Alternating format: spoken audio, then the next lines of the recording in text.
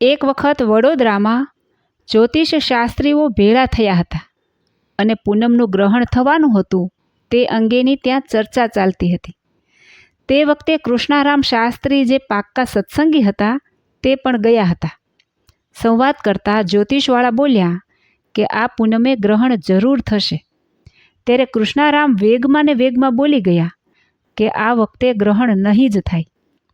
આ સાંભળી જ્યોતિષ શાસ્ત્રીઓ બોલ્યા કે જો આ વખતે ગ્રહણ ન થાય તો અમે અમારા માથા ડૂલ કરીએ અને જો થાય તો તમારું માથું ડૂલ. આમ તોરમાં ને તોરમાં તેઓએ સોગંદ પણ ખાધા. 3 દિવસ બાદ બધા શાસ્ત્રીઓ મળી જ્યોતિષના પુસ્તકો લઈ શ્રી ગોપાળાનંદ સ્વામી પાસે આવ્યા અને સ્વામીશ્રી આગળ વાત કરી જે સ્વામી, આ જ્યોતિષશાસ્ત્ર જોતા તો આ પૂનમે ગ્રહણ ચોક્કસ થાય તેમ છે, પણ કૃષ્ણારામ શાસ્ત્રી ના પાડે છે અને તેમણે આ માટે પોતાનું માથું ડૂલ કરવાની પ્રતિજ્ઞા કરી છે. આ સાંભળી સ્વામીશ્રી બોલ્યા, શાસ્ત્રીજી, આ ખંડમાં તો ગ્રહણ નહીં દેખાય પણ બીજા ખંડમાં દેખાશે, માટે આપણને પાળવાની જરૂર નહીં પડે. આ સાંભળી શાસ્ત્રીઓ બોલ્યા, સ્વામી, આ તમે શું કહો છો? મહાત્મા થઈને આમ કેમ બોલો છો? ત્યારે સ્વામીશ્રી કહે, શાસ્ત્રીઓ, હું સત્ય કહું છું અને થશે પણ તેમ જ. આ નિર્વિવાદ વાત છે. આ સમયે કૃષ્ણારામનો છોકરો સભામાં બેઠો હતો. હવે કૃષ્ણારામે પ્રતિજ્ઞા તો કરી પણ પછી ઘેર જઈને જોયું તો ગ્રહણ ચોક્કસ થાય તેમ હતું. બહુ જ ચિંતાતુર થવાથી તેમને કાંઈ સૂઝ ન પડી. વિચારમાં ને વિચારમાં જમ્યા વિના 3 દિવસ વીતી ગયા.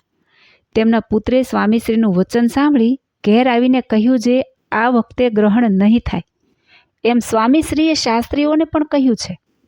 આ સાંભળી કૃષ્ણારામની ચિંતા હળવી થઈ.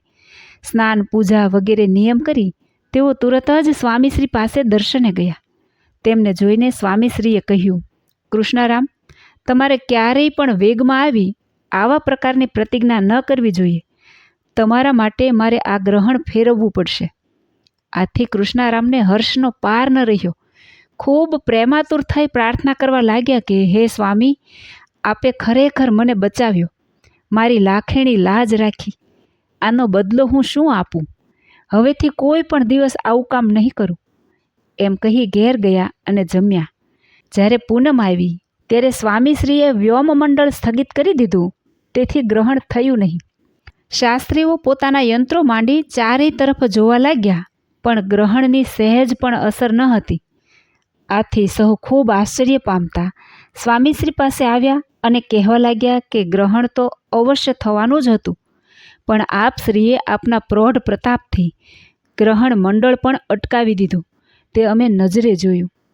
આમ કહી સહુ શાસ્ત્રીઓ સ્વામીશ્રીને પગે લાગ્યા અને પ્રાર્થના કરવા લાગ્યા છે, અમે આપનું વચન ન માન્યું તે અપરાધ માફ કરો. ત્યારે દયાળુ સ્વામીશ્રીએ તેમના ઉપર કૃપા દ્રષ્ટિ કરી માફી આપી.